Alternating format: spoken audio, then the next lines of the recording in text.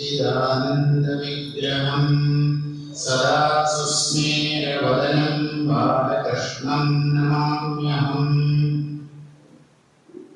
എല്ലാവർക്കും എൻ്റെ വിനീതമായ പ്രണാമം. മുക്തികോപനിഷത് സാരം, അതാണ് നമ്മുടെ ഇന്നത്തെ ചർച്ചാ വിഷയം. മോക്ഷം, അതാണ് പരമപുരുഷാർത്ഥം. മനുഷ്യനായി ജനിച്ച ഒരു വ്യക്തി അന്തിമമായി നേടേണ്ടത്, ആ ജീവിതം സഫലമാകുന്നത് മോക്ഷപ്രാപ്തിയിലൂടെ. ആ മുക്തി എന്നുള്ള വാക്ക് തന്നെ ഈ ഉപനിഷത്തിന്റെ പേരിൽ പ്രത്യക്ഷപ്പെടുന്നു. നമുക്ക് കൂടുതലൊന്നും വിവരിക്കാൻ സമയമില്ല, കാരണം പരിമിതമായ സമയം മാത്രമേ എനിക്ക് അനുവദിക്കപ്പെട്ടിട്ടുള്ളൂ. അതുകൊണ്ട് ഉപനിഷത്തിന്റെ ശാന്തി മന്ത്രത്തിലേക്ക് കിടക്കുകയാണ്. ഓം പൂർണ്ണമദഃ പൂർണ്ണമിദം പൂർണ്ണാത് പൂർണ്ണമുദച്യതേ പൂർണ്ണസ്യ പൂർണ്ണമാദായ പൂർണ്ണമേവാവശിഷ്യതേ. ഓം ശാന്തി ശാന്തി ശാന്തി. ഈ മുക്തികോപനിഷത്ത് ഇതിന്റെ പശ്ചാത്തലം ശ്രീരാമസ്വാമി ഹനുമാൻ ഉപദേശിക്കുന്നതായിട്ടാണ്. അയോധ്യാനഗരേ രമ്യേ രത്നമണ്ഡപമധ്യമേ സീതാ ഭരത സൗമിത്രി ശത്രുഘ്നാദി സമന്വിതം. അതിമനോഹരമായ അയോധ്യാ നഗരത്തിൽ രത്നനിർമ്മിതമായ മണ്ഡപത്തിന്റെ നടുക്ക് സീതാദേവി, ഭരതൻ, ലക്ഷ്മണൻ, ശത്രുഘ്നൻ മുതലായവരോട് കൂടി ഇനിയുണ്ടാകുക സനകാന്തേർ മുനിഗണൈർ വസിഷ്ഠാന്തേ ശുഭാന്തിഭിः അന്യേർ ഭാഗവതൈശ്ചാപി സ്തൂയമാനമഹർനിശം. സനകാദി മഹർഷിമാരുണ്ട്, ഒരു മുനി വൃന്ദം തന്നെ അവിടെയുണ്ട്, വസിഷ്ഠൻ തുടങ്ങിയ മഹാത്മാക്കൾ, ശുഭമഹർഷി പോലെയുള്ള അവിടെ അതിവിശിഷ്ടരായ അനേകം വ്യക്തികൾ സന്നിഹിതരാണ്. മറ്റ് ഭക്തോത്തമന്മാരും അവിടെ സന്നിഹിതരാണ്. ഇവരാൽ സ്തുതിക്കപ്പെടുന്നവനായി ധീക്രിയാ സഹസ്രാണാം സാക്ഷ്യം നിർമ്മികാരണം സ്വരൂപജ്ഞാന നിരതം സമാധിരമേഹരിം ഭക്ത്യാ ശുശ്രൂഷയാ രാമം സ്തുവൻ വപ്രച്ഛമാരുതിഃ. ധീക്രിയാ സഹസ്രാണാം സാക്ഷിണാം, മനസ്സിന്റെ അല്ലെങ്കിൽ ബുദ്ധിയുടെ ആയിരക്കണക്കിന് വികൃതികൾക്ക് സാക്ഷിയായിരിക്കുന്നവനും ഒരു തരത്തിലുള്ള വികാരങ്ങൾക്കും അടിമപ്പെടാത്തവനായി സ്ഥിതി ചെയ്യുന്നവനും തന്റെ തന്നെ സ്വരൂപത്തിൽ ധ്യാനനിരതനായും ഇരിക്കുന്ന ശ്രീരാമൻ, ശ്രീഹരി, വിഷ്ണുവിന്റെ അവതാരമാണ്. അദ്ദേഹം സമാധിയിൽ നിന്ന് ഉണർന്നപ്പോൾ അദ്ദേഹത്തെ ഭക്തിയോടും വിനയത്തോടും കൂടി അദ്ദേഹത്തെ ശുശ്രൂഷിച്ചുകൊണ്ട് അദ്ദേഹത്തിന്റെ വിനീതദാസനായി രാമഭക്തനായിരുന്ന ആ മാരുതി വായുപുത്രൻ രാമനോട് ചോദിച്ചു, രാമത്വം പരമാത്മാസി സച്ചിദാനന്ദ വിഗ്രഹ ഇദാനീം ത്വാം രഘുശ്രേഷ്ഠ പ്രണമാമി മുഹുർമുഹു. അല്ലയോ ശ്രീരാമസ്വാമി, അങ്ങ് വാസ്തവത്തിൽ പരമാത്മാവ് തന്നെയാണ്, സച്ചിദാനന്ദ ശരീരിയാണ് അങ്ങ്. അങ്ങയെ ഞാൻ വീണ്ടും വീണ്ടും നമസ്കരിക്കുന്നു. ത്വദ്രൂപം ജ്ഞാതുമിച്ഛാമി തത്വതോ രാമമുക്തയേ അനായാസേന യേനാഹം മുച്ഛേയം ഭവബന്ധനാത്. അങ്ങയുടെ യഥാർത്ഥ സ്വരൂപത്തെ ഞാൻ അറിയാൻ ആഗ്രഹിക്കുന്നു. അങ്ങ് വാസ്തവത്തിൽ ആരാണ്? അങ്ങയുടെ ഈ ക്ഷത്രിയ വംശത്തിലുള്ള ജനനം, രാമൻ എന്ന ഈ രൂപം, ഇതല്ല വാസ്തവത്തിലാണ്. ഇത് അങ്ങ് മായയിലൂടെ അംഗീകരിച്ച ഒരു രൂപം മാത്രമാണ്. താത്വികമായി അങ്ങയുടെ സ്വരൂപത്തെ ഞാൻ അറിയാൻ ആഗ്രഹിക്കുന്നു. എന്തിനാണ് എന്ന് ചോദിച്ചാൽ മോക്ഷം ലഭിക്കാനായി. അനായാസേന ഏയാഹം മുച്ചേയം ഭവബന്ധനാഃ. ഈ സംസാര ബന്ധങ്ങളിൽ നിന്നൊക്കെ അനായാസമായി ഞാൻ മുക്തി പ്രാപിക്കണം. അതിന് അങ്ങയുടെ സ്വരൂപത്തെ അറിഞ്ഞേ പറ്റൂ. അതുകൊണ്ട് അങ്ങയുടെ സ്വരൂപം എന്താണെന്ന് താത്വികമായി എനിക്ക് ഉപദേശിക്കണം. കൃപയാ പരമേ രാമ ഏന മുക്തോ ഭവാമ്യഹം. അങ്ങ് ദയവായി അങ്ങയുടെ സ്വരൂപത്തെ എനിക്ക് വെളിപ്പെടുത്തി തരണം. അത് ഞാൻ കേട്ട് മനസ്സിലാക്കി കഴിഞ്ഞാൽ ഞാൻ സംസാര ബന്ധങ്ങളിൽ നിന്ന് മുക്തനായിത്തീരും. ഇത് കേട്ടിട്ട് ശ്രീരാമസ്വാമി മറുപടി പറയുകയാണ്.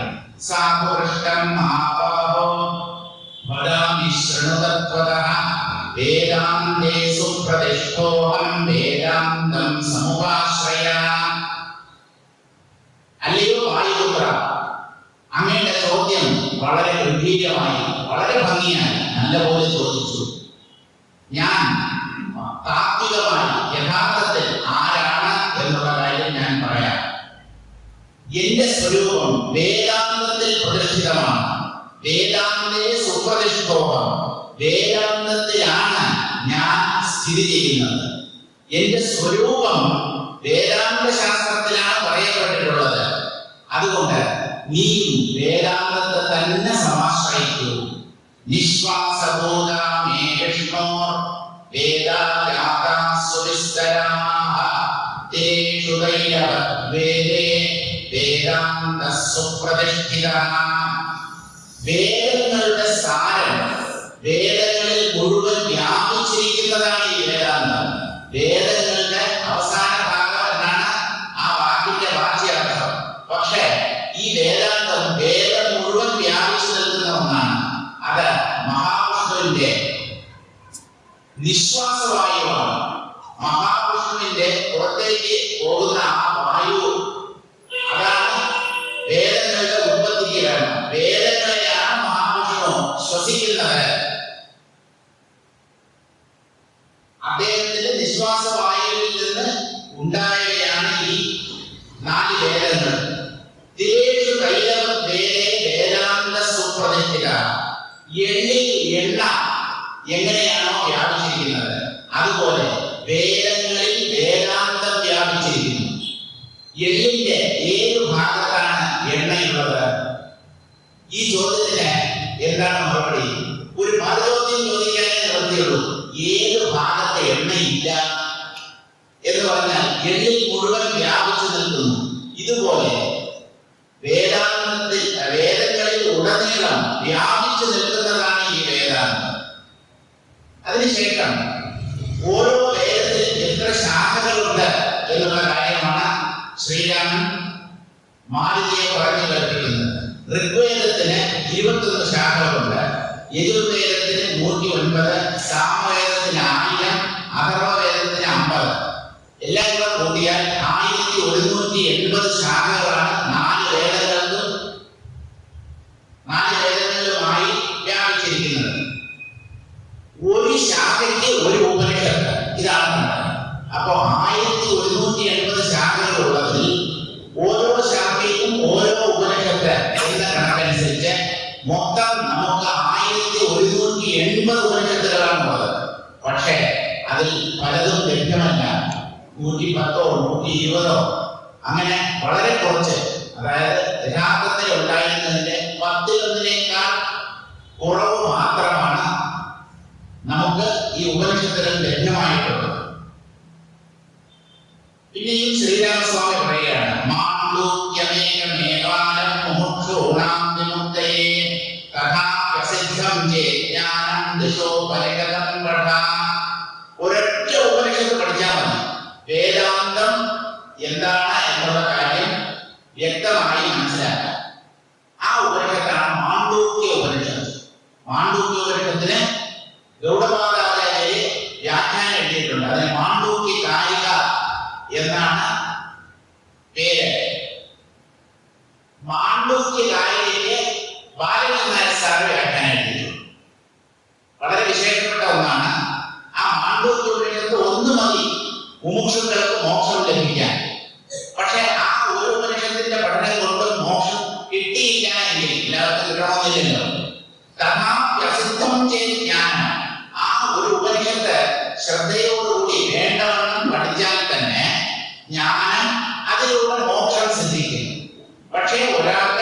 എന്നിട്ടും ജ്ഞാനം സിദ്ധിച്ചില്ലെങ്കിൽ 10 ഉപനിഷത്തുകൾ പഠിക്കട്ടെ എന്നാണ്. ദശോപനിഷത്ത്. ഈ 10 ഉപനിഷത്തുകൾക്കാണ് ശങ്കരാചാര്യ സ്വാമികൾ വ്യാഖ്യാനം എഴുതിയത്. ശങ്കരാചാര്യ സ്വാമികളുടെ വ്യാഖ്യാനത്തിന് വ്യാഖ്യാനം എഴുതിയത് ബാലകൃഷ്ണൻ സാറാണ്. വേദാന്ത ദർശനം 3 മോഡലിൽ 10 ഉപനിഷത്തുകൾ അതിലുണ്ട്. അപ്പൊ 10 ഉപനിഷത്തുകൾ പഠിച്ചാൽ മതി. ജ്ഞാനം ലബ്ധ്വാ അചിരാമേവ മാമകം ധാമയാസ്യസി.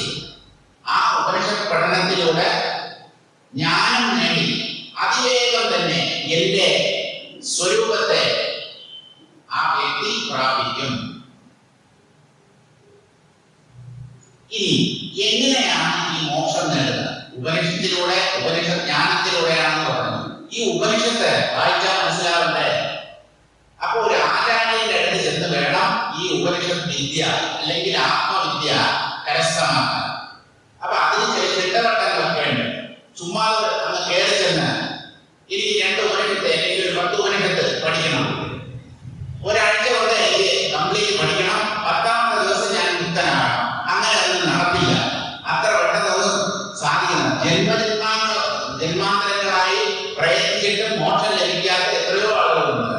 അപ്പൊ അവരവരുടെ പാകതയ്ക്ക് അനുസരിച്ചാണ് വാസനകൾ എത്ര കണ്ട് നശിച്ചിരിക്കുന്നു, എത്ര കണ്ട് ചിത്തം ശുദ്ധമായിരിക്കുന്നു എന്നുള്ള കാര്യങ്ങളൊക്കെ ആശ്രയിച്ചാണ് ഈ മോക്ഷം ലഭിക്കുക. അപ്പോ ഒരു മുമുക്ഷുവായ വ്യക്തി, മുമുക്ഷു അല്ലെങ്കിൽ ജിജ്ഞാസു, മോക്ഷം നേടണമെന്ന് ആഗ്രഹമുള്ള വ്യക്തിയാണ് മുമുക്ഷു. അറിയണം എന്നുള്ള ആഗ്രഹമുള്ള വ്യക്തിയാണ് ജിജ്ഞാസു.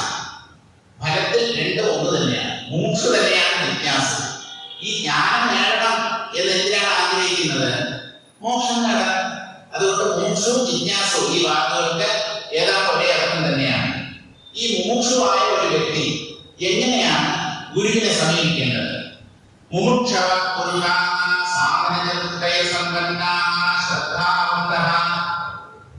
മോക്ഷം വേണമെന്ന് ആഗ്രഹമുള്ള ഒരു വ്യക്തി അല്ലെങ്കിൽ വ്യക്തികൾ സാധന ചതുഷ്ടയ സമ്പത്ത് നേടിയിരിക്കണം. ഈ സാധന ചതുഷ്ടയ സമ്പത്ത് എന്താണ് എന്നുള്ള കാര്യം ശങ്കരാചാര്യ സ്വാമികളുടെ വിവേക ചൂടാമണിയുടെ ആദ്യ ഭാഗത്തിൽ തന്നെ അദ്ദേഹം വ്യക്തമാക്കുന്നുണ്ട്. വിവേകം, വൈരാഗ്യം, ശമം, ദമം മുതലായ 6 ഗുണങ്ങൾ, മോക്ഷം വേണമെന്നുള്ള ആഗ്രഹം, ഈ 4 സാധന ചതുഷ്ടയം. ഇത് ഇല്ലാതെ ആചാര്യന്റെ അടുത്ത് പോയിട്ട് പ്രയോജനമില്ല. അതുകൊണ്ട് ആദ്യം ഈ 4 സാധനകൾ, മുൻ യോഗ്യതകൾ എന്ന് നമുക്ക് പറയാം. ആ യോഗ്യതകൾ കരസ്ഥമാക്കിയതിന് ശേഷം വേണം ഗുരുവിനെ സമീപിക്കാൻ. ഇത് ഓരോന്നും എന്താണെന്ന് വിശദമാക്കാൻ ഉള്ള സമയം നമ്മുടെ പക്കലില്ല. അതൊക്കെ വായിച്ച് മനസ്സിലാക്കിക്കോളുക. ഇങ്ങനെ വളരെ ശ്രദ്ധയോടുകൂടി ഒരു മുമുക്ഷു എന്താണ് ചെയ്യേണ്ടത്, ആരെയാണ് സമീപിക്കേണ്ടത്? ആചാര്യനെയാണ് സമീപിക്കേണ്ടത് എന്നുള്ള കാര്യം വ്യക്തമാണ്. ഇപ്പൊ ആചാര്യൻ ആര് എന്നങ്ങനെ തീരുമാനിക്കും. നമുക്ക് ഇഷ്ടംപോലെ ആചാര്യന്മാരെ ഊണുപോലെ ഉണ്ടായിക്കൊണ്ടിരിക്കുന്ന ഒരു കാലഘട്ടത്തിലാണ് നമ്മൾ ജീവിക്കുന്നത്. എല്ലാവരും സ്വയം ആചാര്യനായി പ്രഖ്യാപിക്കുകയാണ് ചെയ്യുന്നത്.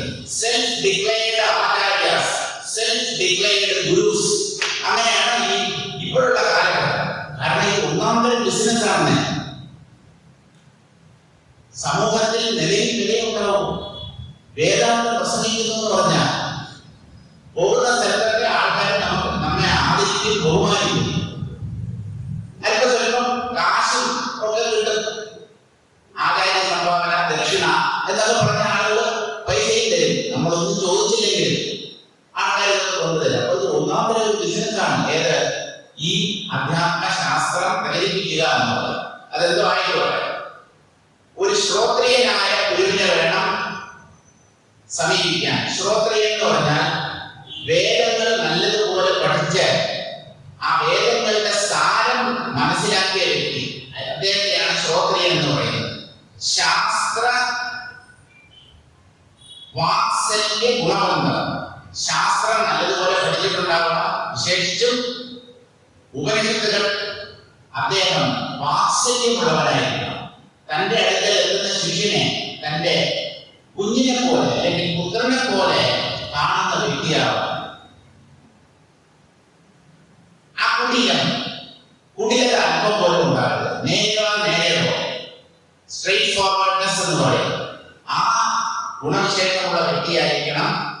സർവഭൂതഹിതേരകം, ലോകത്തുള്ള സകല ജീവികളോടും കാരുണ്യമുള്ളവനായിരിക്കണം. മനുഷ്യരോട് മാത്രമല്ല, തന്നെ സമീപിക്കുന്ന ജിജ്ഞാസുക്കളോട് മാത്രമല്ല, സർവഭൂത സുഹൃത്തായിരിക്കണം അദ്ദേഹം. ദയാസമുദ്രം, കാരുണ്യത്തിന്റെ ഒരു സാഗരമായിരിക്കണം. അങ്ങനെയുള്ള ഒരു സദ്ഗുരുവിനെ വിധിവത് ഉപസംഗമ്യ, വേണ്ടവണ്ണം അദ്ദേഹത്തെ സമീപിച്ച്. വിധിവത് ഉപസംഗമ്യ എന്ന് പറഞ്ഞാൽ അദ്ദേഹത്തെ കാണാൻ ചെല്ലുമ്പോൾ എന്തെങ്കിലും ഉപഹാരം ഗുരുവിന്റെ പാദങ്ങളിൽ സമർപ്പിക്കാനായി കൂടെ കൊണ്ടുപോകണം. അത് ഏതാനും പുഷ്പങ്ങളായാലും മതി, വിലയുള്ള സാധനമൊന്നും വേണ്ട, നോട്ടുകൾ തന്നെ വെക്കണം എന്നൊന്നും നിർബന്ധമൊന്നുമില്ല. ഏതാനും പുഷ്പങ്ങൾ അല്ലെങ്കിൽ ഫലമൂലങ്ങൾ, അതൊക്കെ അതുമായിട്ട് വേണം ആചാര്യനെ സമീപിക്കാൻ.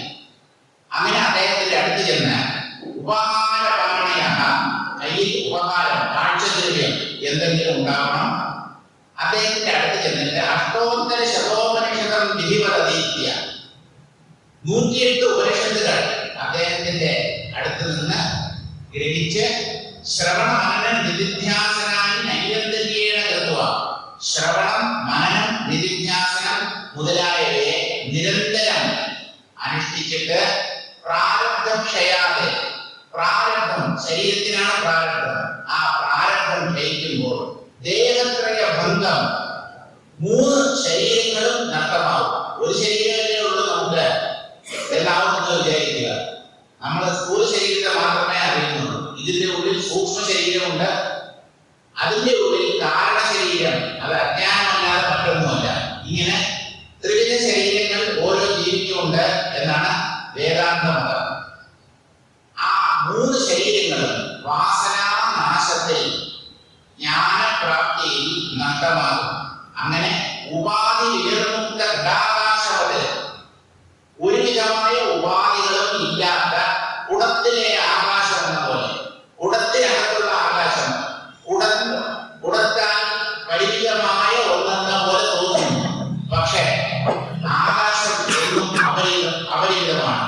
കുടമെന്നുള്ള ഉപാധി പ്രത്യക്ഷപ്പെടുമ്പോൾ ആ കുടത്തിന്റെ ഉള്ളിൽ ഒരു പ്രത്യേക ആകാശം, കുറച്ച് സ്ഥലം കുടത്തിന്റെ ഉള്ളിൽ അടയ്ക്കപ്പെട്ടതുപോലെ തോന്നുന്നു. അത് ഭ്രമം മാത്രമാണ്. കുടം പൊട്ടിച്ചാൽ ഘടാകാശം എങ്ങും നിറഞ്ഞു നിൽക്കുന്ന ആകാശവുമായി ഒന്നുചേരും. ഒരിക്കലും ഘടാകാശം മഹാകാശത്തിൽ നിന്ന് ഭിന്നമല്ല. എന്നാൽ അങ്ങനെ ഒരു ഭ്രമം ഉണ്ടായിരുന്നു. ആ ഭ്രമം കുടം പൊട്ടുമ്പോൾ ഇല്ലാതാകും, പൂർണ്ണമായ ആകാശമായി മാറും. ആ കുടത്തിന്റെ ഉള്ളിലുള്ള ആകാശം പരിപൂർണത. അങ്ങനെ 3 വിധ ശരീരങ്ങളും നഷ്ടമായി പരിപൂർണതയെ, നിറവിനെ പ്രാപിക്കുന്നു ഒരു ജീവൻ. ശരീരം ഉള്ളപ്പോൾ തന്നെ നേടുന്ന മുക്തിയാണ് ജീവൻ മുക്തി. ആ ശരീരത്തിന്റെ പ്രാരബ്ധം അവസാനിക്കുമ്പോൾ ആ ശരീരം പതിച്ചു പോകും. പിന്നീട് അദ്ദേഹം വിദേഹമുക്തനായി സ്ഥിതി ചെയ്യും. അതായത് ശരീരത്തോട് കൂടെയുള്ള മുക്തി. ശരീരവും മനസ്സും ഒക്കെ ഒരു നിഴൽ രൂപത്തിൽ ജ്ഞാനിയുമായി ചേർന്ന് നിൽക്കും. അതാണ് ജീവൻമുക്തി.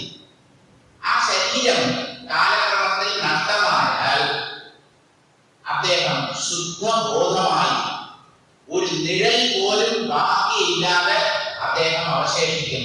അതാണ് വിദേഹമുക്തി, ശരീരമില്ലാത്ത മുക്തി. അത് ബ്രഹ്മമല്ലാതെ മറ്റൊന്നുമല്ല, ബ്രഹ്മസ്വരൂപം തന്നെയാണ് ഈ വിദേഹമുക്തി. സൈവ കൈവല്യമുക്തി, അത് തന്നെയാണ് കൈവല്യം.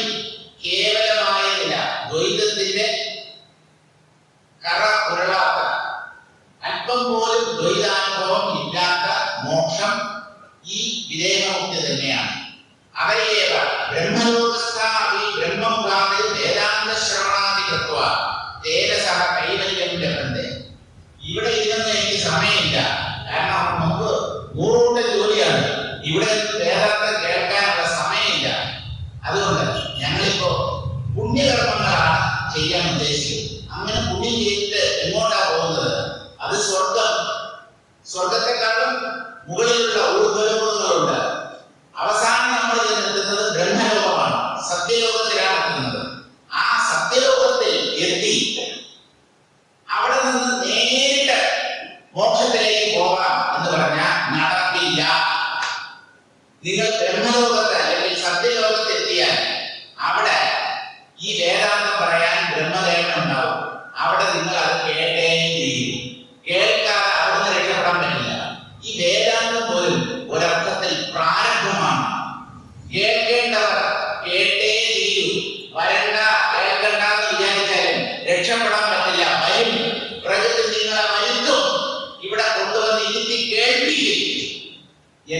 പറയിപ്പിക്കുകയും അത് പ്രാരംഭമാണ്.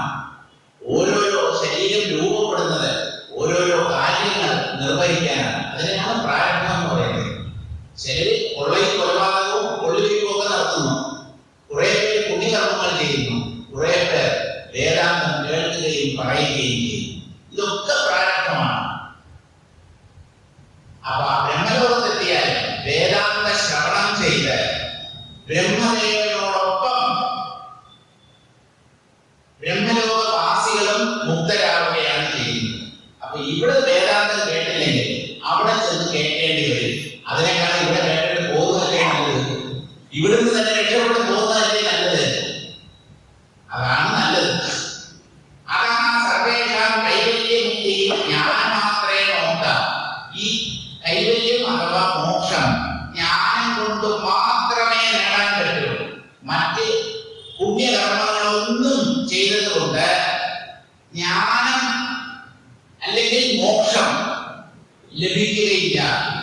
എന്തുകൊണ്ടെന്ന് ചോദിച്ചാൽ പുണ്യകർമ്മങ്ങൾ മനസ്സിനെ പവിത്രമാക്കാൻ വേണ്ടി മാത്രമാണ്. ഒരു പവിത്ര ഹൃദയന് മാത്രമേ ഈ വേദാന്തം കേട്ടാൽ മനസ്സിലാവൂ. അല്ലാതെ പ്രഭാഷണം തുടങ്ങി 10 മിനിറ്റ് കഴിയുമ്പോഴേക്കും സുഖസുഷുപ്തിയിൽ ആണ്ടുപോകും. ഏറ്റവും കൂടുതൽ ആളുകൾ ഒരുമിച്ചിരുന്ന് ഉറങ്ങുന്ന സ്ഥലം ഏതെന്ന് ചോദിച്ചാൽ സത്സംഗം നടക്കുന്ന സ്ഥലമാണ്. ഇതുപോലെ കൂട്ടത്തോടു കൂടി ഉറങ്ങുന്ന വേറെ ഒരു സ്ഥലവും നിങ്ങൾക്ക് ഈ ഭൂമുഖത്ത് കാണാൻ പറ്റില്ല. ഞാൻ തമാശയ്ക്ക് പറയുന്ന നിങ്ങളൊക്കെ വളരെ ഉണർവോടുകൂടി ശ്രദ്ധയോടുകൂടി കേൾക്കുകയാണ്. ഈ സദസ്സ് ഞാൻ പറഞ്ഞ സദസ്സ് പോലെയല്ല, ഉറക്കം തൂങ്ങിയുള്ള സദസ്സല്ല. എല്ലാവരും വളരെ ശ്രദ്ധയോടുകൂടി ഉണർവോടുകൂടി ഇത് ഗ്രഹിക്കണം എന്നുള്ള താല്പര്യത്തോടുകൂടി വന്നിരിക്കുന്നവരാണ്. അതാണ് സർവേഷാം കൈവല്യമുക്തി ജ്ഞാനമാത്രേ മോക്ഷ. ജ്ഞാനം കൊണ്ട് മാത്രമേ മോക്ഷം നേടാൻ കഴിയൂ. അപ്പൊ മറ്റു മാർഗങ്ങളുണ്ടല്ലോ. കർമ്മം എന്ന് പറഞ്ഞാൽ കർമ്മയോഗം, സാഖ്യം സാഖ്യയോഗം, ഈ യോഗം അഷ്ടാംഗ യോഗം, യമം നിയമം ആസനം പ്രാണായാമം പ്രത്യാഹാരം ധാരണ ധ്യാനം സമാധി, ഈ 8 അംഗങ്ങളോട് കൂടിയ യോഗമാർഗത്തെ അവലംബിക്കുന്നവരുണ്ട്. ഇനി മറ്റൊരു കൂട്ടരുണ്ട്, ഭഗവാനെ ആരാധിക്കുന്നവർ, പൂജിക്കുന്നവർ, ഭഗവത് ഭക്തന്മാർ. അവരെയാണ് ഉപാസകന്മാർ എന്ന് പറയുന്നത്. ആരോ ആയിക്കോട്ടെ, നിങ്ങൾ കർമ്മികളായാലും സാഖ്യമതത്തെ പിന്തുടരുന്നവരായാലും അല്ലെങ്കിൽ യോഗമാർഗത്തെ അവലംബിക്കുന്നവരായാലും അല്ലെങ്കിൽ ഭഗവത് ഭക്തരാണെങ്കിലും അതൊക്കെ നേരിട്ട് മോക്ഷത്തിലേക്ക് നയിക്കുകയില്ല. അതൊക്കെ നിങ്ങൾക്ക് നേടിത്തരുന്നത് ചിത്തശുദ്ധി. ആ ചിത്തശുദ്ധി നേടിയതിന് ശേഷം വേദാന്തത്തെ ശ്രവണം ചെയ്യണം. പിന്നീട് കേട്ടതിനെ ചിന്തിക്കണം, ആലോചിക്കണം. അങ്ങനെയാണ് ഈ സത്യം ഉള്ളിൽ തെളിയുക. ഇത്രയായപ്പോ ഹനുമാൻ അടുത്ത ചോദ്യം ചോദിക്കാം. കേയം തത്സിദ്ധി സിദ്ധ്യാവാം കിം പ്രയോജനം. ഈ സിദ്ധി സിദ്ധി എന്ന് പറയുന്നുണ്ടല്ലോ, എന്താണ് ഈ സിദ്ധി? ആ സിദ്ധി നേടിയത് കൊണ്ട് എന്താണ് പ്രയോജനം? ഇതാണ് അടുത്തതായി ഹനുമാന് അറിയേണ്ടത്. ശ്രീരാമസ്വാമി മറുപടി പറയുകയാണ്. പുരുഷസ്യ കർത്തൃത്വ ഭോക്തൃത്വ സുഖദുഃഖാദി ലക്ഷണശ്ചിത്തധർമ്മഃ ക്ലേശരൂപത്വാത് ബന്ധോ ഭവതി. ജീവന് പ്രധാനമായി 2 ഭാവങ്ങളാണ്. ജീവന്റെ മനസ്സിൽ എപ്പോഴും ഉദിക്കുന്ന 2 ഭാവങ്ങൾ കർത്തൃത്വവും ഭോക്തൃത്വവുമാണ്. അതെന്താണെന്ന് ചോദിച്ചാൽ, ഞാൻ പലതരം കർമ്മങ്ങൾ ചെയ്യുന്നവനാണ്. നമ്മൾ നടക്കുമ്പോൾ ഞാൻ നടക്കുകയാണ്, ഞാൻ പൂജ ചെയ്യുമ്പോൾ ഞാൻ പൂജ ചെയ്യുന്നു, ഞാൻ സംസാരിക്കുമ്പോൾ സംസാരിക്കുന്നു, കേൾക്കുമ്പോൾ ഞാൻ കേൾക്കുന്നു. ഇങ്ങനെ എല്ലാ കർമ്മങ്ങളിലും ആ കർമ്മം ചെയ്യുന്നത് ഞാനാണ് എന്ന ഭാവമാണ് കർത്തൃത്വം. അപ്പൊ ഭോക്തൃത്വം എന്താണെന്ന് ചോദിച്ചാൽ, എനിക്ക് പലതും വേണം, എനിക്ക് പലതും അനുഭവിക്കണം. കർമ്മങ്ങൾ ഭോഗത്തിന് വേണ്ടിയാണ്. ഞാൻ ഇവിടെ സുഖിക്കും, സുഖമായി ജീവിക്കും, അങ്ങനെ വിചാരിക്കുന്നതിൽ തെറ്റില്ല. പക്ഷെ അത് മറ്റുള്ളവരുടെ സ്വസ്ഥത നശിപ്പിച്ചുകൊണ്ടാവുക. നിങ്ങൾക്ക് സുഖമായി ജീവിക്കാനുള്ള എല്ലാ അവകാശവും ഉണ്ട്. പക്ഷേ വേറൊരാളുടെ സ്വസ്ഥത നശിപ്പിച്ചിട്ടാവരുത് നിങ്ങളുടെ സുഖാനുഭവം. ഈ കർത്തൃത്വവും ഭോക്തൃത്വവും അതുപോലെ സുഖ ദുഃഖങ്ങളും ജീവിതത്തിൽ മാറി മാറി വരുന്നു. ഈ ഭാവങ്ങൾ ജീവന്റെ ഉള്ളിൽ എപ്പോഴും ഉണ്ട്. ഇതൊക്കെ ചിത്തത്തിന്റെ ധർമ്മങ്ങളാണ്. പ്രധാന ജോലി ഇതൊക്കെയാണ് എന്തിന്റെ? മനസ്സിന്റെ. ഇതെല്ലാം കൊണ്ട് നമ്മൾ നേടുന്നത് ക്ലേശമാണ്. ക്ലേശം എന്ന് പറഞ്ഞാൽ ദുഃഖം, ഭയം, ടെൻഷൻ, അസ്വസ്ഥത. മനസ്സിന്റെ ചലനം ക്ലേശം തന്നെയാണ്. മനസ്സ് നിശ്ചലമായി തീർന്നാൽ അതാണ് യഥാർത്ഥ സുഖം. അപ്പൊ എല്ലാം മനസ്സിന്റെ ചലനമായതുകൊണ്ട് നമുക്ക് ദുഃഖം മാത്രമേ ഈ ലോകത്തിൽ നിന്ന് പ്രധാനമായി ലഭിക്കുന്നുള്ളൂ.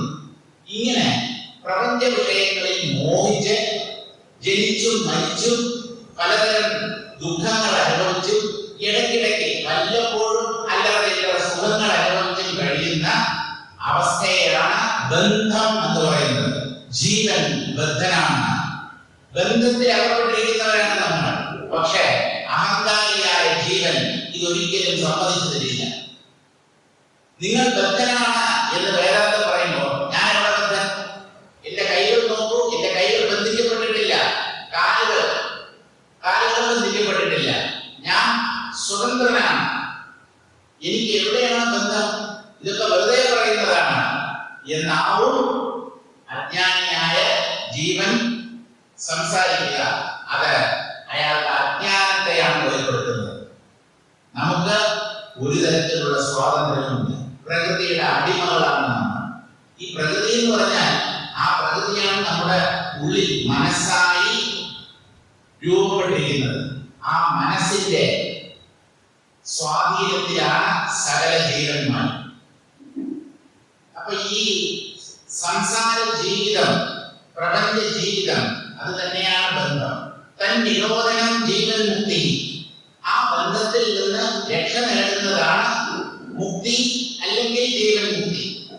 ഉപാധി വിനിർമുക്ത ഘടാകാശ പ്രാരബ്ധക്ഷയ വിദേഹമുക്തി.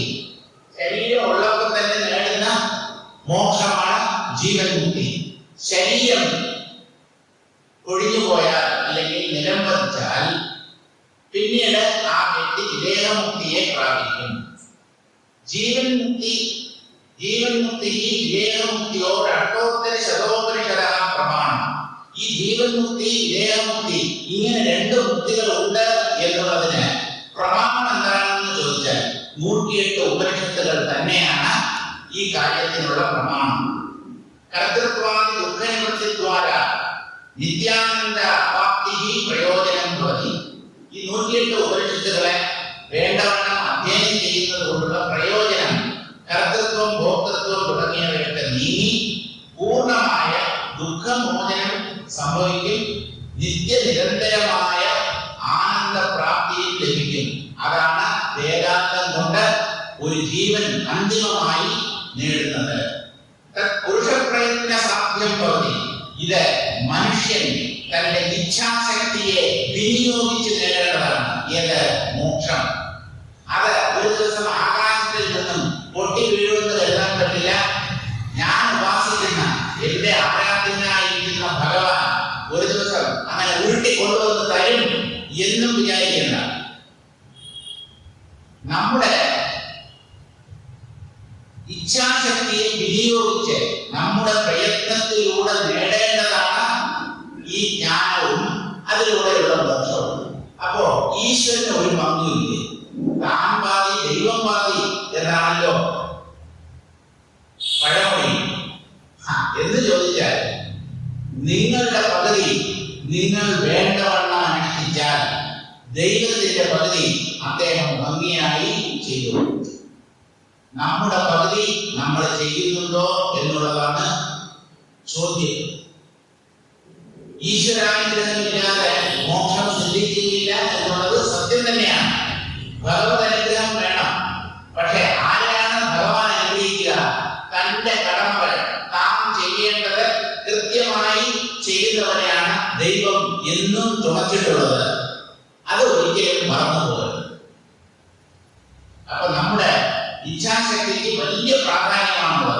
മോക്ഷം നേടുന്ന കാര്യത്തിൽ.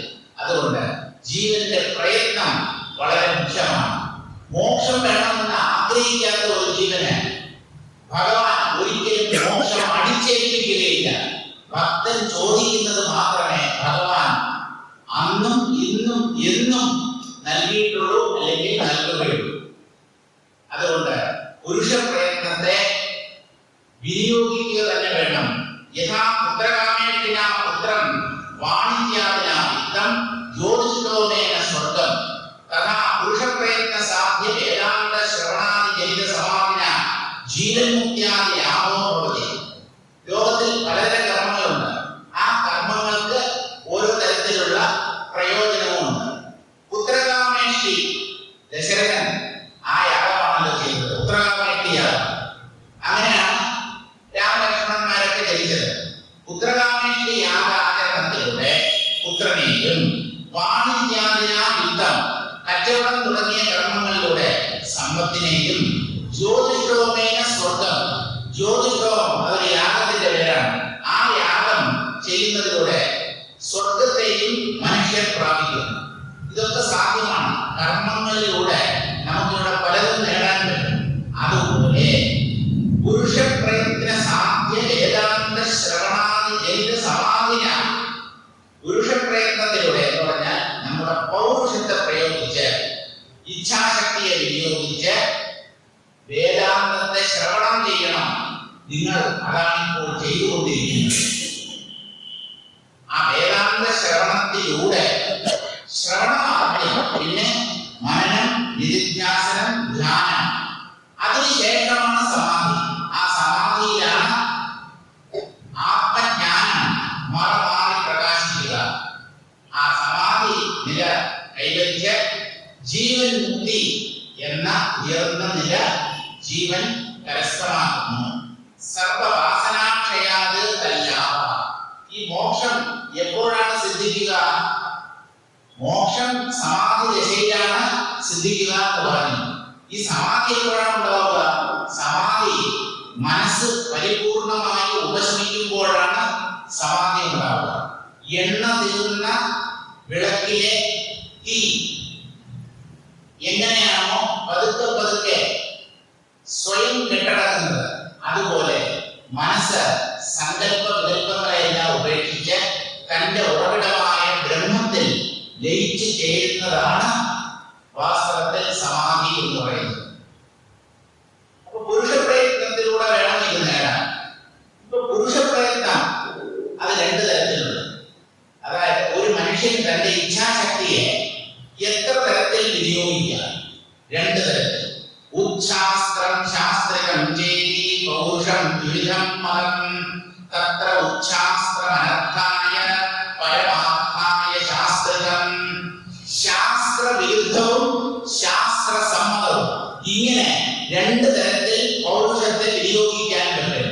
ശാസ്ത്രങ്ങളുടെ വാക്യങ്ങളെ കാറ്റിൽ പറത്തിക്കൊണ്ട് സ്വന്തം ഇച്ഛപ്രകാരം താന്തോന്നിയായി നമ്മുടെ ഇച്ഛാശക്തിയെ വിനിയോഗിക്കും. ആര് പറയുന്നത് ഞാൻ കഴിയില്ല, എനിക്ക് ശരിയെന്ന് തോന്നുന്നത് ഞാൻ ചെയ്യും. അത് ശാസ്ത്രവിരുദ്ധമായ പൗരുഷ പ്രയോഗമാണ്. ശാസ്ത്രസമ്മതമായ എന്ന് പറഞ്ഞാൽ ശാസ്ത്രങ്ങളിൽ പറയപ്പെട്ടിട്ടുള്ള കാര്യങ്ങളെ അനുഷ്ഠിക്കുന്നതിൽ നമ്മുടെ പുരുഷ പ്രയത്നത്തെ വിനിയോഗിച്ചാൽ അത് ശാസ്ത്രസമ്മതമായ പൗരുഷ പ്രയോഗമാകും. ഇതിൽ ശാസ്ത്രവിരുദ്ധമായ പൗരുഷ പ്രയോഗം അനർത്ഥവും ദുഃഖവും ഉണ്ടാക്കി തീർക്കും. ശാസ്ത്രസമ്മതമായ പൗരുഷ പ്രയോഗം ആത്മലാഭം അല്ലെങ്കിൽ ആത്മജ്ഞാനത്തിന് കാരണമായിരിക്കും. അപ്പൊ ഈ വാസനകൾ നശിക്കണം. അതിന് ശാസ്ത്രസമ്മതമായ പൗരുഷത്തെ വേണം ആശ്രയിക്കാൻ. വാസനകൾ എത്ര തരം? വാസനകൾ മൂന്ന് തരത്തിലാണ്. ലോകവാസനയാ എന്തോ ശാസ്ത്രവാസനയാ ദേഹവാസനയാ ജ്ഞാനം യഥാ തന്നൈവ ജായതേ. ലോകവാസന, ശാസ്ത്രവാസന, ദേഹവാസന, ഇങ്ങനെ വാസനകൾ മൂന്ന് തരത്തിലുണ്ട്. ഈ വാസനകളിൽ ഏതെങ്കിലും ഒരെണ്ണം അവശേഷിക്കുന്നുണ്ടെങ്കിൽ ജ്ഞാനം പ്രകാശിക്കുകയില്ല. സകല വാസനകളും നഷ്ടമായാലേ ജ്ഞാനം പ്രകാശിക്കും. എന്താണ് ഈ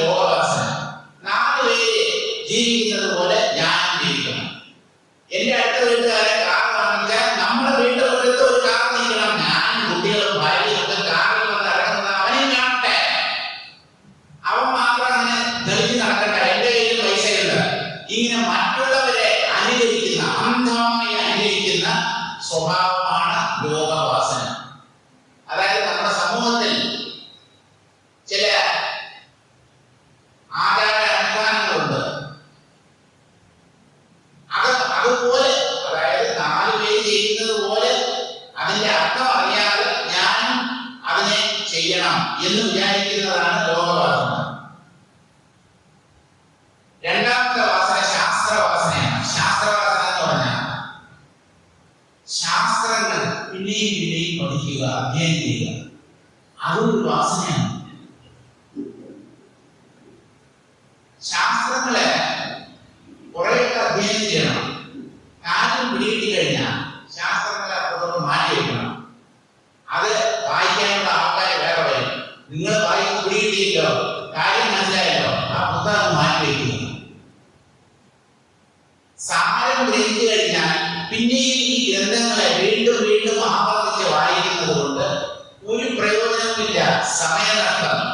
അല്ല, ഉറപ്പിക്കാൻ വേണ്ടി വായിക്കുന്നു, ഉറപ്പിക്കാൻ വേണ്ടി വായിക്കുകയല്ല വേണ്ടത്, ചിന്തിക്കുകയാണ് വേണ്ടത്. നിങ്ങൾ വായിക്കുമ്പോൾ വായനയിൽ മാത്രമായിരിക്കും നിങ്ങളുടെ ശ്രദ്ധ. ചിന്തിക്കുമ്പോഴാണ് മനസ്സിലുള്ള സംശയങ്ങൾ നീങ്ങുന്നത്. അപ്പൊ ശാസ്ത്രം അധ്യയനം ചെയ്യുക, എപ്പോഴും ശാസ്ത്രം വായിച്ചുകൊണ്ടിരിക്കുക, അതും ഒരു തരത്തിലുള്ള വാസനയാണ്. അതും ഉപേക്ഷിക്കപ്പെടേണ്ടതാണ്. അവസാനത്തേത് ദേഹവാസന. ഞാൻ ദേഹമാണ് എന്നുള്ള ഗൂഢമൂലമായ വിചാരം. എനിക്കൊരു ശരീരമുണ്ട്, ഈ ശരീരത്തിന്റെ ജനയിതാക്കൾ എന്റെ അച്ഛനും അമ്മയാണ്, ഇന്നാളുടെ മകനാണ് ഞാൻ അല്ലെങ്കിൽ മകളാണ് ഞാൻ. പിന്നെ ഞാനായിട്ട് ഏർപ്പെടുത്തിയ ബന്ധങ്ങളുണ്ട്. ഭാര്യ, എനിക്കും ഭാര്യയ്ക്കും കൂടി ജനിച്ച കുട്ടികൾ, ഇതൊക്കെ എന്റേതാണ്. ഇതൊക്കെ ദേഹ അധിഷ്ഠിതമായ വാസനകളാണ്. അതും ജ്ഞാനത്തിന് പ്രതിബന്ധമാണ്.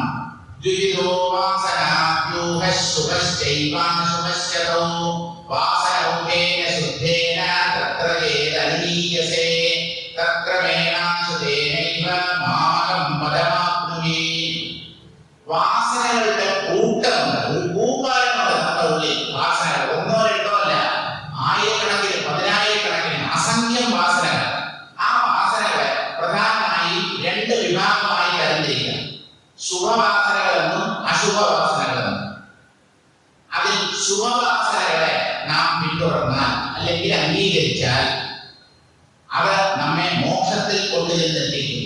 അശുഭവാസനകളെയാണ് അംഗീകരിക്കുന്നതെങ്കിൽ നാം സംസാരത്തിലേക്ക് വീണ്ടും പതിക്കേണ്ടതായി വരുന്നു. അകലേന ശുഭോഭാവസ്വാമ്യോ ദേഹസങ്കടേ പ്രാർത്ഥനസ്തദ സൗയദ്രാജേതവ്യോ ഭവതാകമേ.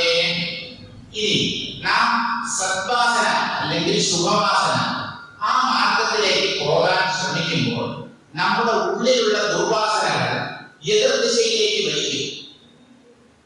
നല്ലത് ചെയ്യാൻ നമ്മെ സമ്മതിക്കില്ല നമ്മുടെ ഉള്ളിലുള്ള തിന്മയുടെ സ്വാധീനം. ഇങ്ങനെ നാം ശുഭവാസനകൾ അംഗീകരിക്കണം, ശുഭമാർഗത്തിലൂടെ സഞ്ചരിക്കണം എന്ന് കരുതുമ്പോൾ അശുഭവാസനകൾ അവയ്ക്ക് വിഘാതമായി, തടസ്സമായി നിൽക്കും. അപ്പൊ നമുക്ക് വിഷമം വരും, നമ്മുടെ പ്രയത്നം വിഫലമാകുന്നു എന്നൊരു സങ്കടം വരും. സങ്കടപ്പെടേണ്ട, അത് നേരത്തെ നമ്മൾ ശീലിച്ച തെറ്റായ വാസനകളാണ്. അതിനാണ് ഇപ്പൊ ശക്തി കൂടുതൽ എന്ന് വെച്ച് നിങ്ങൾ പ്രയത്നം ഉപേക്ഷിക്കേണ്ട, തുടർന്ന് പരിശ്രമിച്ചുകൊണ്ടിരിക്കും.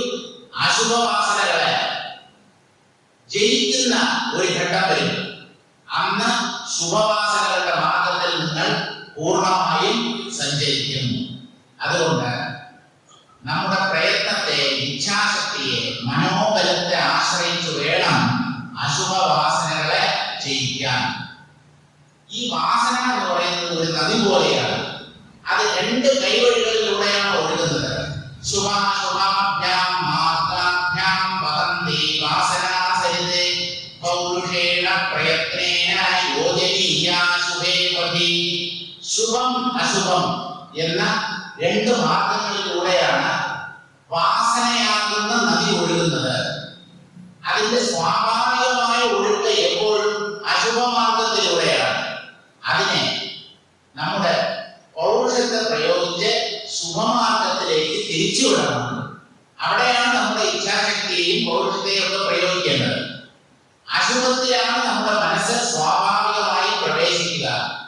അശുഭത്തിലാണ് നമുക്ക് താല്പര്യം.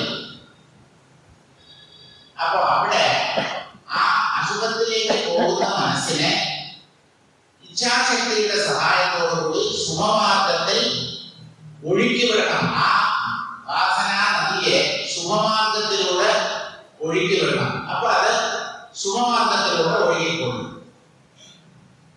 പൗരുഷേണ പ്രയത്നേന അശുഭേഷു സമാവിഷ്ടം ശുഭേഷുവേവ അവതാരേത്. അശുഭമാർഗത്തിൽ സഞ്ചരിക്കാനാണ് നമ്മുടെ മനസ്സ് എപ്പോഴും ആഗ്രഹിക്കുന്നത്. കാരണം അശുഭവാസനകളാണ് എല്ലാവരുടെയും ഉള്ളിലുള്ളത്. അത് അശുഭത്തെ ആഗ്രഹിക്കുമ്പോൾ അതിനെ അനുനയത്തിലൂടെയും കുറെ ബലപ്രയോഗത്തിലൂടെയും ശുഭമാർഗത്തിലേക്ക് തിരിച്ചുവിടണം. അശുഭത്താൽ മനസ്സ് ചലിപ്പിക്കപ്പെടുമ്പോൾ അതിനെ ബലം പ്രയോഗിക്കുക എന്ന് പറഞ്ഞാൽ മനസ്സുമായിട്ട് ഒരു മൽപ്പിടുത്തത്തിന് തയ്യാറാവരുത്. ഒരു അല്പം നിയന്ത്രണം, കുറെയൊക്കെ മനസ്സിന്റെ ആഗ്രഹങ്ങൾ സാധിച്ചു കൊടുക്കുക. ശാഠ്യം പിടിക്കുന്ന ഒരു കുട്ടിയെ പോലെയാണ് ഈ മനസ്സ്. കുട്ടി ചുമ്മാ നിലവിളിക്കുന്നു, അല്ലെങ്കിൽ ഏതെങ്കിലും ഒരു വസ്തു അത് വാങ്ങിച്ചു തരണം, അത് കിട്ടിയാലേ പറ്റുമെന്ന് പറഞ്ഞിട്ട് ശാഠ്യം പിടിക്കുന്നു, കരയുന്നു, ബഹളം വയ്ക്കുന്നു. ഈ കുട്ടിയെ നല്ല ചൂരൽ കൊണ്ട് ഒതിരെ തല്ലിയത് കൊണ്ട് അവന്റെ പിടിവാശി നിൽക്കുമെന്ന് നിങ്ങൾ കരുതുന്നു. കുട്ടിയുടെ സ്വഭാവമാണ് നിർബന്ധം, പിടിവാശി. അപ്പൊ അതിനെ തല്ലിച്ചതച്ചത് കൊണ്ട് ആ കുട്ടി പാകപ്പെടില്ല. അപ്പൊ എന്തുകൊണ്ടെന്ന് പറഞ്ഞാൽ കുട്ടികളുടെ കുറെ ആഗ്രഹങ്ങളെ സാധിച്ചു കൊടുക്കുക. എന്ന് വെച്ചാൽ എല്ലാ ആഗ്രഹങ്ങളെയും സാധിച്ചു കൊടുക്കുകയല്ല, കുറെയൊക്കെ അതിനെ കാര്യങ്ങൾ പറഞ്ഞ് മനസ്സിലാക്കുക. മോനെ വേണ്ട, അത് നിനക്ക് ദോഷം ചെയ്യും. അങ്ങനെ അനുനയം, ഒരു വശത്ത് ലാളന, ഒരു വശത്ത് അല്പം ശാസന. ഇങ്ങനെയാണ് നാം കുട്ടികളെ നേർവഴിക്ക് നയിക്കുന്നത്. ഇതുപോലെ തന്നെയാണ് നമ്മുടെ മനസ്സാകുന്ന കുട്ടിയെയും നേർവഴിക്ക് നയിക്കേണ്ടത്. ചിത്തമാകുന്ന കുഞ്ഞിനെ ഒരുപാട് പീഡിപ്പിക്കരുത്. അതിനെ അടിച്ച് ഇല്ലാതാക്കി കളയരുത്. അതിന്റെ പുറം പൊളിക്കരുത് എന്നാണ് പറയുന്നത്. എന്ന് വെച്ചാൽ അതിന്റെ വഴിക്ക് അതിനെ സ്വതന്ത്രമായി വിഹരിക്കാൻ അനുവദിക്കരുത്. കുറെയൊക്കെ ആഗ്രഹങ്ങളെ പൂർത്തീകരിക്കുക, കുറെയൊക്കെ വേണ്ട എന്ന് പറഞ്ഞ് തന്റെ മനസ്സിനെ തന്നെ പറഞ്ഞ് പഠിപ്പിച്ച് അനുനയിപ്പിച്ച് സന്മാർഗത്തിലേക്ക് തിരിച്ചുകൊടുക്കും. സന്ദിഗ്ധായാമി വൃഷം സുഖാമേവ സമാചര. നീക്കോ ഒരെണ്ണം, ഒരു കാര്യം അത് നമുക്ക് നന്മ ഉണ്ടാക്കുമോ എന്ന കാര്യത്തിൽ നമുക്ക് സംശയമുണ്ട്. അങ്ങനെ വരുമ്പോൾ നമ്മൾ എന്ത് ചെയ്യും? ആ കർമ്മം ചെയ്യണോ വേണ്ടയോ? അതിനാണ് ശാസ്ത്രങ്ങൾ, ധർമ്മശാസ്ത്രം, അതുപോലെ വേദങ്ങൾ. മനുഷ്യരായി ജനിച്ചവർ ഏതൊക്കെ കർമ്മങ്ങൾ ചെയ്യാം, എന്തൊക്കെ ചെയ്യരുത്, എന്തൊക്കെ നിർബന്ധമായും ചെയ്യണം, ഇങ്ങനെയുള്ള കാര്യങ്ങളെ കുറിച്ച് വ്യക്തമായ നിർദ്ദേശം ശാസ്ത്രങ്ങളാണ് നൽകുന്നത്. അപ്പൊ സംശയമുണ്ടെങ്കിൽ അശുഭമെന്ന് നമുക്ക് തോന്നുന്ന അത് ശുഭമാണെന്ന് നമ്മുടെ മനസ്സ് നമ്മെ തെറ്റിദ്ധരിപ്പിക്കും. അങ്ങനെയുള്ള പ്രലോഭനങ്ങളിൽ, മനസ്സിന്റെ പ്രലോഭനങ്ങളിൽ വീണു പോകരുത്. ശാസ്ത്രങ്ങളുടെ പാത പിന്തുടർന്ന് നല്ലതിനെ മാത്രം ആചരിക്കുക. ശുഭത്തെ അനുധാവനം ചെയ്യുന്നവൻ, നല്ല വഴിക്ക് മനസ്സിനെ തിരിച്ചുവിടുന്നവൻ ഒരിക്കലും ദുഃഖിക്കേണ്ടി വരില്ല. ഇത് കൃഷ്ണൻ ഗീതയിൽ പറയുന്ന കാര്യമാണ്. നഹി കല്യാണം കശ്ചിത് ദുർഗതി താത രക്ഷതി. കുഞ്ഞേനാണ് വിളിക്കുന്നത്. താത എന്ന് പറഞ്ഞാൽ അർജുന, അളിയനാണ്, കൃഷ്ണന്റെ അളിയനാണ്. കുഞ്ഞെ എന്നാണ് വിളിക്കുന്നത്. വാത്സല്യം കാരണമാണ്. നന്മ ചെയ്യുന്നവൻ ഒരിക്കലും ദുഃഖിക്കേണ്ടി വരില്ല. അവന് ഒരിക്കലും ദുർഗതി ഉണ്ടാവുകയില്ല. ഭഗവാന്റെ പ്രതിജ്ഞയാണ്. നഹി കല്യാണം കശ്ചിത് ദുർഗതി താരകച്ചത്. അതുകൊണ്ട് നല്ലത് മാത്രം ചെയ്യുക. സുഖായാം വാസനാവൃദ്ധൗ ന ഘോഷായ മരുത്സുത വാസനാക്ഷയ വിജ്ഞാന മനോനാശ മഹാമതേ സമകാലം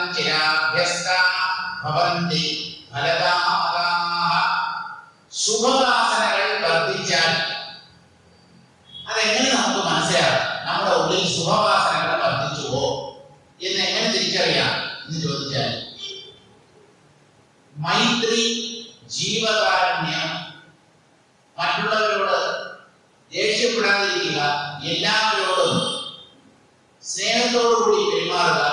ഇങ്ങനെ സദ്ഗുണങ്ങൾ ഉള്ളിൽ വർദ്ധിച്ചാൽ ശുഭവാസനകൾ വർദ്ധിച്ചു എന്നാണ്. അപ്പോ അല്ലയോ മാരുതേ, ശുഭവാസനകളെ ആദ്യം വികസിപ്പിച്ചെടുക്കണം. ശുഭവാസനകൾ എങ്ങനെയാണ് വികസിപ്പിക്കുക?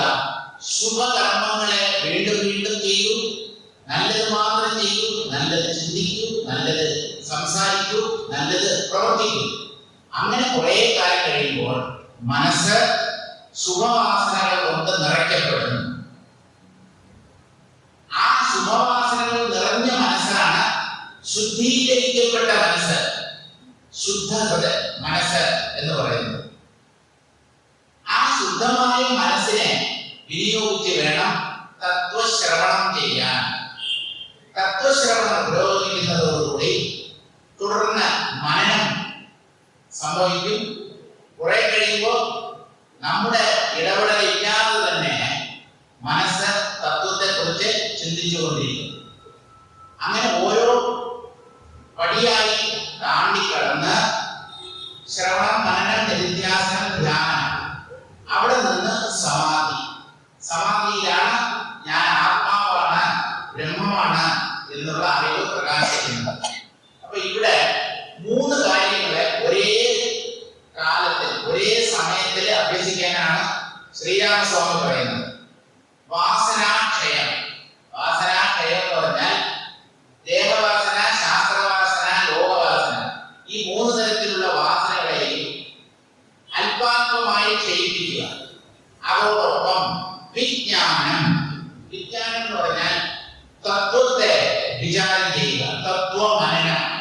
എന്താണ് ബ്രഹ്മം? ആ ബ്രഹ്മവും തനിക്കും തമ്മിലുള്ള ബന്ധം എന്താണ്? ഇതൊക്കെ വേദാന്ത ശാസ്ത്രം നല്ലതുപോലെ പഠിച്ച് അപ്പോഴപ്പോൾ ഉണ്ടാകുന്ന സംശയങ്ങളെ ഒരു ആചാര്യന്റെ അടുക്കൽ ചെന്ന് ആ സംശയങ്ങളെ ദൂരീകരിച്ച് മനസ്സ് അറിവ് കൊണ്ട് നിറയ്ക്കപ്പെടണം. അപ്പൊ ആദ്യം വാസനകൾ ചെയ്യണം. ആദ്യമല്ല, ഈ ഞാൻ പറയാൻ പോകുന്ന ഈ മൂന്നും സമകാലത്ത് അഭ്യസിക്കണം. വാസനാക്ഷയം, അതോടൊപ്പം വിജ്ഞാനം, പിന്നെ മനോനാശം. മനോനാശം എന്ന് പറഞ്ഞാൽ സങ്കല്പങ്ങൾ കുറഞ്ഞു കുറഞ്ഞു വരിക എന്നാണ്. മനസ്സ് ശാന്തമായി തീരുക. മനസ്സ് അസ്വസ്ഥമാകുന്നില്ല. ചിത്തം എന്തെന്നില്ലാത്ത ഒരു ശാന്തി അനുഭവിക്കുന്നു. ഇത് മൂന്നും, വാസനാക്ഷയം, വിജ്ഞാനം, മനോനാശം, ഇത് മൂന്നും സമകാലം എന്ന് പറഞ്ഞാൽ ഒരേ സമയത്ത് ചിരകാലം അഭ്യസിക്കണം. അല്ലെങ്കിൽ 6 മാസം അഭ്യസിച്ച് കഴിഞ്ഞാൽ മോക്ഷം കിട്ടുമോ? അങ്ങനെയൊന്നും പറയാൻ പറ്റില്ല. ചിലപ്പോൾ 6 ജന്മങ്ങൾ വേണ്ടി വന്നേക്കാം. പക്ഷെ പ്രയത്നം ആരംഭിക്കാമല്ലോ.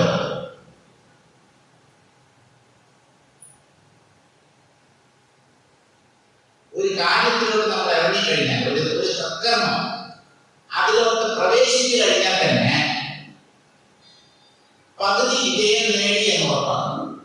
കാരണം പലരും ഈ വേദാന്ത മാർഗത്തിൽ പ്രവേശിക്കുക പോലും ചെയ്യുന്നില്ല. പലർക്കും താല്പര്യമില്ല. ഇതേതോ പഴഞ്ചൻ ശാസ്ത്രമാണ് എന്നാണ് പലരും ധരിച്ചു വെച്ചിരിക്കുന്നത്. വിദ്യാഭ്യാസം നേടിയവർ, വിദ്യാസമ്പന്നർ പോലും ഇങ്ങനെയാണ് വിചാരിച്ചു വെച്ചിരിക്കുന്നത്. ഇതൊന്നും നമുക്കുള്ളതല്ല. 21ാം നൂറ്റാണ്ടിൽ ജീവിക്കുന്ന, കമ്പ്യൂട്ടർ യുഗത്തിൽ ജീവിക്കുന്ന, ചന്ദ്രയാൻ നിക്ഷേപിക്കുന്ന ഈ കാലഘട്ടത്തിന് യോജിച്ചതല്ല വേദാന്തം. അത് പഴയ കാലത്ത് കുറെ പേർക്ക് ജോലി തൊഴിലൊന്നും ഇല്ലായിരുന്നു. അവരിങ്ങനെ എന്തൊക്കെയോ എഴുതി വെച്ചു. അങ്ങനെ ഈ വേദാന്തത്തെ കുറിച്ച് ഒരുപാട് തെറ്റിദ്ധാരണകൾ പലരുടെയും ഉള്ളിലുണ്ട്. വേദാന്ത ശാസ്ത്രം എന്നും പ്രാധാന്യം അർഹിക്കുന്ന ഒന്നാണ്. അതിന് എപ്പോഴും ആപ്ലിക്കേഷൻ ഉണ്ട്.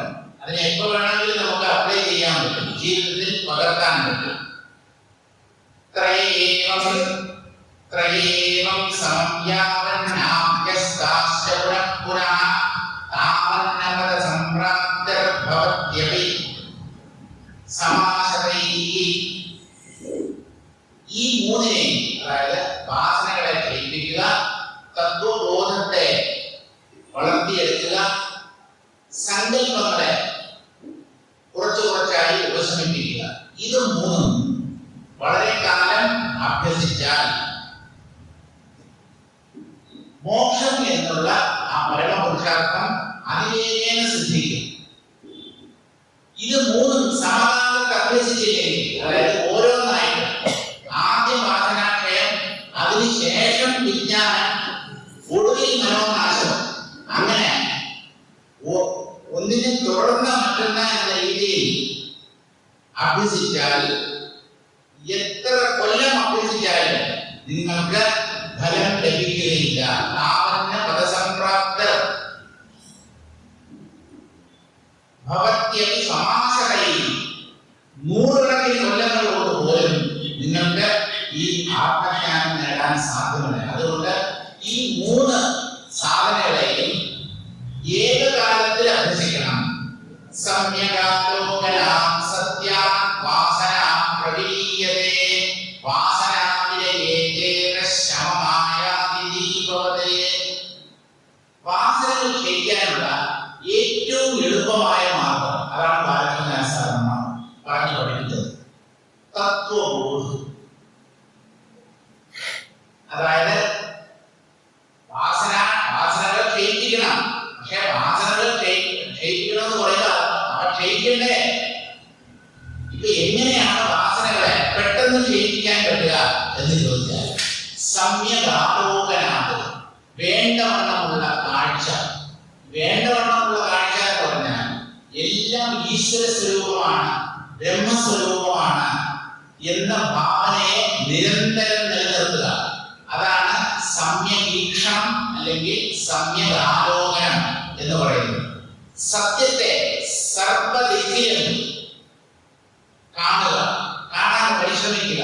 കാരണം ബ്രഹ്മമാണ് എല്ലാമായി തീർന്നിരിക്കുന്നത്, പ്രപഞ്ച രൂപത്തിൽ പ്രതിഭാസിക്കുന്നത് ബ്രഹ്മമാണ്.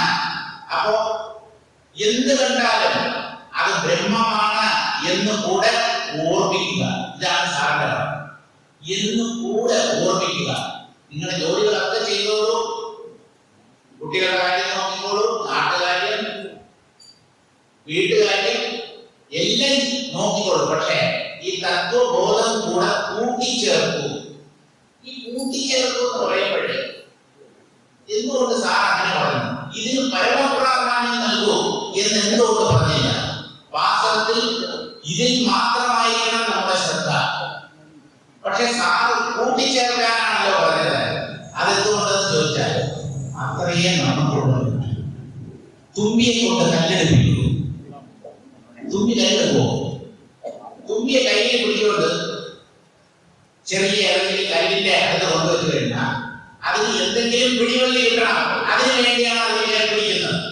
അല്ലാതെ കല്ലെടുക്കണമെന്നുള്ള ഉദ്ദേശം തുമ്പിക്കില്ലേ ഇല്ല. അതിന് നമ്മൾ കൈകൊണ്ട് പിടിച്ചിരിക്കുകയാണ്.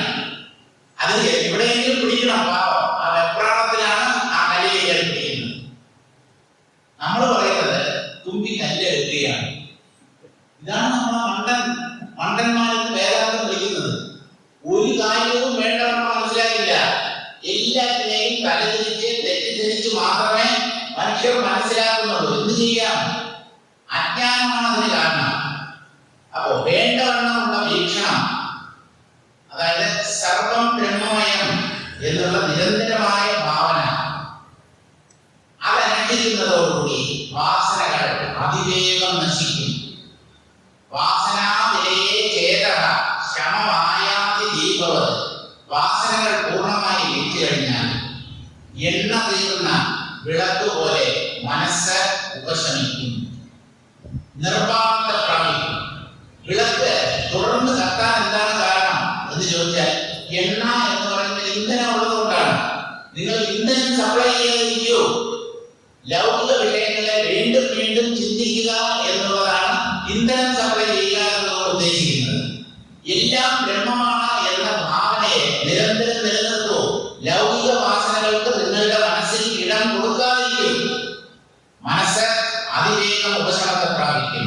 നൈഷ്കർമ്യേണ തസ്യാർത്ഥസ്തസ്യാർത്ഥോസ്തിരകർമ്മഭിः ന സമാധാന ജപ്യാഭ്യാം യസ്യ നിർവാസനം മനഃ.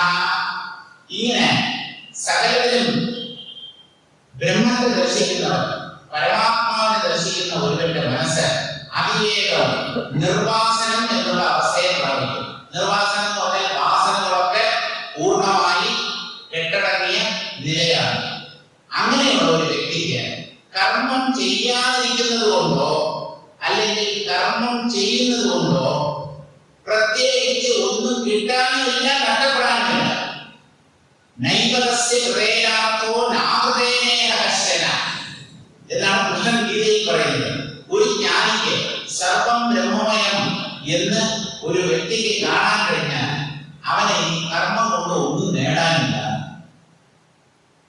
അല്ല, അയാൾ കർമ്മം ചെയ്യുന്നത് കൊണ്ട് എന്തെങ്കിലും ദോഷമുണ്ടോ? ഒരു ദോഷവും വരാനില്ല. അയാൾക്ക് കർമ്മം ചെയ്യുന്നതും ചെയ്യാതിരിക്കുന്നതും തുല്യം. കാരണം ഫലേച്ഛയില്ല. അയാൾക്ക് ഈ സമാധിയും ആവശ്യമില്ല. മനസ്സ് നിരന്തരം ബ്രഹ്മത്തെ ഭാവന ചെയ്തുകൊണ്ടിരുന്നാൽ അത് തന്നെയാണ് സമാധി. ഇനി വേറെ എന്തൊരു സമാധി? സവികൽപ്പ സമാധി, നിർവികൽപ്പ സമാധി, എന്തൊക്കെയോ ആൾക്കാർ പറയുന്നുണ്ട്. സമാധി എന്ന് പറഞ്ഞാൽ പരിപൂർണമായ ഏകാഗ്രത. എന്തിനാണ് നമ്മുടെ മനസ്സ് ഏകാഗ്രതപ്പെടേണ്ടത്? സത്യത്തിൽ, പരബ്രഹ്മത്തിൽ, ഈശ്വര സ്വരൂപത്തിൽ. അതിലാണ് നമ്മൾ ഏകാഗ്രത നേടേണ്ടത്. അപ്പൊ സദാ ബ്രഹ്മഭാവന ശീലിക്കുന്ന ഒരാൾക്ക് വിശേഷിച്ചൊരു സമാധി ആവശ്യമില്ല. അയാൾ ഒരു മന്ത്രവും ജപിക്കേണ്ട കാര്യമില്ല.